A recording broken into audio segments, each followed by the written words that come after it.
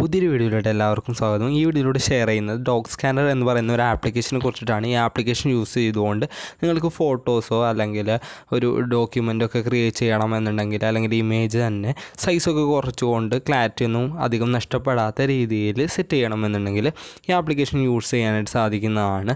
Dog scanner എന്നാണ് കൂടുതലായിട്ട് നിങ്ങൾ ഓൺലൈനായിട്ട് ആപ്ലിക്കേഷനുകളൊക്കെ നോക്കുന്ന സമയത്ത് ഇങ്ങനെ കുറേ ക്രൈറ്റീരിയാസ് ഉണ്ടാകും.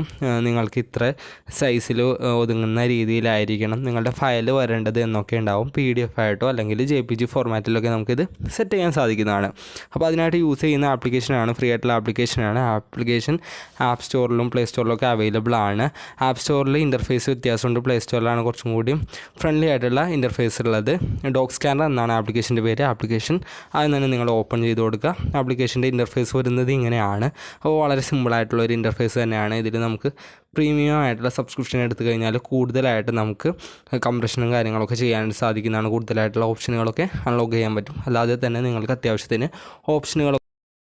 അപ്പോൾ ഇവിടെ വരുന്ന സമയത്ത് നിങ്ങൾക്ക് ആദ്യം തന്നെ കാണുന്നത് സൈഡ് ഭാഗത്തായിട്ട് ഒരു ഗാലറിയുടെ ഐക്കണും ക്യാമറയുടെ ഐക്കണും കാണാൻ സാധിക്കുന്നതാണ്. ക്യാമറയുടെ ഐക്കണിൽ ക്ലിക്ക് ചെയ്ത് കഴിഞ്ഞാൽ നിങ്ങൾക്ക് ഏതെങ്കിലും ഒരു ഫോട്ടോ എടുത്തുകൊണ്ട് അതിനെ ഡോക്യുമെൻ്റ് ആയിട്ടൊക്കെ കൺവേർട്ട് ചെയ്യാനായിട്ട് സാധിക്കുന്നതാണ്. അപ്പോൾ ഞാനിപ്പോൾ ജസ്റ്റ് ഒന്ന് കാണിക്കാൻ വേണ്ടിയിട്ട് ക്യാമറയിൽ ക്ലിക്ക് ചെയ്തു. അതിനുശേഷം നമ്മൾ ഏതെങ്കിലും ഒരു ഫോട്ടോ ജസ്റ്റ് ഒന്ന് എടുക്കുക. ഫോട്ടോ കറക്റ്റായിട്ട് എടുത്തതിന് ശേഷം നമുക്ക് ഫോട്ടോയിലോട്ട് ഫോക്കസ് ചെയ്ത് എടുക്കുമ്പോൾ നമുക്കിങ്ങനെ സെലക്ട് ചെയ്യാനുള്ള ഭാഗം വരുന്നതാണ്. അത് നമ്മൾ ഡോക്യുമെൻറ്റിന് ഏതെല്ലാം ഭാഗമാണ് വേണ്ടത് അല്ലെങ്കിൽ ഇമേജ് ആക്കാനായിട്ട് ഏതെല്ലാം ഭാഗമാണ് വേണ്ടത് എന്നുള്ളത് നമുക്ക് ഇവിടെ നിന്ന് സെറ്റ് ചെയ്ത് കൊടുക്കാൻ പറ്റും. ഇത് നിങ്ങൾക്ക് നീക്കിക്കൊണ്ട് ഇത് എഡിറ്റ് ചെയ്യാൻ സാധിക്കുന്നതായിരിക്കും. അപ്പോൾ നമ്മൾ ഓക്കെ ആണെന്നുണ്ടെങ്കിൽ കണ്ടിന്യൂ എന്ന് പറയുന്ന ഭാഗത്തായിട്ട് ക്ലിക്ക് ചെയ്ത് കൊടുക്കാനായിട്ട് സാധിക്കുന്നതായിരിക്കും. അങ്ങനെ കണ്ടിന്യൂ എന്ന് പറയുന്ന ഭാഗത്ത് ക്ലിക്ക് ചെയ്ത് വീണ്ടും നിങ്ങൾ എടുത്തു കഴിഞ്ഞാൽ നിങ്ങൾക്ക് കാണാൻ സാധിക്കുന്നതായിരിക്കും. അത് കൂടുതലായിട്ട് കളറൊക്കെ വെച്ചുകൊണ്ട് ഒരു ഡോക്യുമെൻ്റ് ടൈപ്പിലോട്ട് ആയി മാറിയിട്ടുണ്ടാകും. അപ്പോൾ നമുക്ക് ഇത് ബാക്ക് അടിച്ച് വന്നു കഴിഞ്ഞാൽ സേവ് ആൻഡ് എക്സിറ്റ് എന്ന് പറയുന്ന ഭാഗത്ത് ക്ലിക്ക് ചെയ്ത് കഴിഞ്ഞാൽ നമ്മൾ കയറി വരുമ്പോൾ ഹോം പേജിൽ തന്നെ ഇത് കാണാൻ സാധിക്കുന്നതായിരിക്കും. അപ്പോൾ നമുക്ക് അതിൻ്റെ സൈസും കാര്യങ്ങളൊക്കെ കാണാൻ സാധിക്കുന്നതായിരിക്കും. വീണ്ടും അതിൽ ക്ലിക്ക് ചെയ്ത് കഴിഞ്ഞാൽ കൂടുതലായിട്ടുള്ള എഡിറ്റുകൾ കാര്യങ്ങൾ വരുത്താനായിട്ട് സാധിക്കുന്നതായിരിക്കും. ഇനിയിപ്പോൾ നമുക്ക് സേവ് ചെയ്തുകൊണ്ട് PDF ഫോർമാറ്റിൽ സേവ് ചെയ്യണമെന്നുണ്ടെങ്കിൽ PDF ഫോർമാറ്റിലോട്ടോ അല്ലെങ്കിൽ JPG ഫോർമാറ്റിലാണെന്നുണ്ടെങ്കിൽ അങ്ങനെയോ ചെയ്യാൻ സാധിക്കുന്നതാണ്. ഫയലിൻ്റെ നെയിം കൊടുക്കാനായിട്ട് ഇവിടെ കാണുന്ന എഡിറ്റ് ഭാഗത്ത് ക്ലിക്ക് ചെയ്തുകൊണ്ട് നിങ്ങൾക്ക് നെയിം കൊടുക്കാനായിട്ട് സാധിക്കുന്നതായിരിക്കും. പിന്നെ ഇവിടെ കാണുന്ന കംപ്രസ് എന്ന് പറയുന്ന ഓപ്ഷൻ യൂസ് ചെയ്തുകൊണ്ട് സൈസ് കുറയ്ക്കാനുള്ള ഓപ്ഷനാണ്.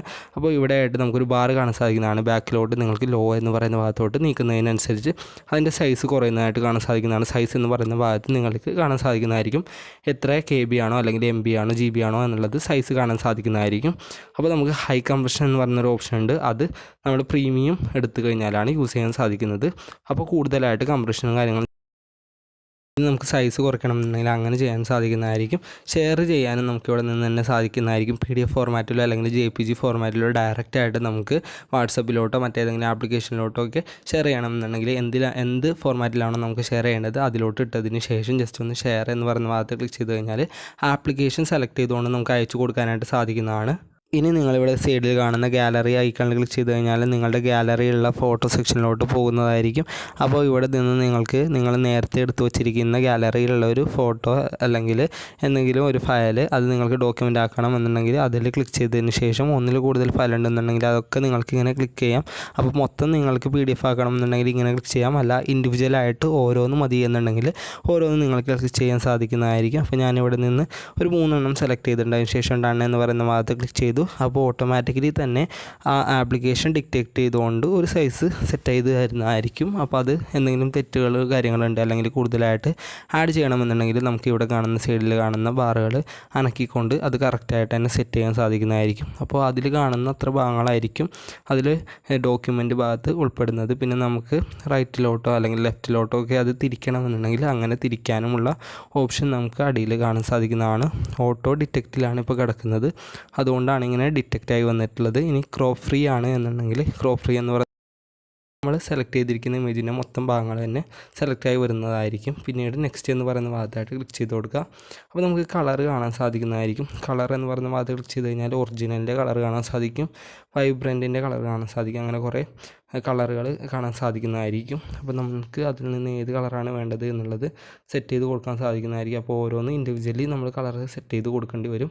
അപ്പോൾ ഓരോന്ന് സെറ്റ് ചെയ്യുന്ന സമയത്ത് നമുക്ക് അതിൽ തന്നെ ആ ഓപ്ഷനിൻ്റെ നടുക്ക് കാണുന്ന ഓപ്ഷനിൽ ക്ലിക്ക് ചെയ്ത് കഴിഞ്ഞാൽ ബ്രൈറ്റ്നെസ് കൂട്ടാനും കോൺട്രാസ്റ്റ് കൂട്ടാനും ഒക്കെയുള്ള ഓപ്ഷനുകളുണ്ട്. അപ്പോൾ നമ്മൾ ഇവിടെ കാണുന്ന പച്ച ഐക്കണിൽ ക്ലിക്ക് ചെയ്ത് കഴിഞ്ഞാൽ അങ്ങനെ സെറ്റായി കിട്ടുന്നതായിരിക്കും. അതിനുശേഷം വീണ്ടും നിങ്ങൾ ഹോം പേജിലോട്ട് വരുമ്പോൾ ലാസ്റ്റ് നിങ്ങൾ ചെയ്തിരിക്കുന്ന വർക്ക് കാണാൻ സാധിക്കുന്നതായിരിക്കും. ആ ഫയൽ ക്ലിക്ക് ചെയ്ത് കഴിഞ്ഞാൽ 3 ഫയലുകളാണ് എന്നുള്ളത് കാണാൻ സാധിക്കുന്നതായിരിക്കും. ഇനി PDF ആക്കണം എന്നുണ്ടെങ്കിൽ ഇത് 3 നിങ്ങൾ സെലക്ട് ചെയ്യണം.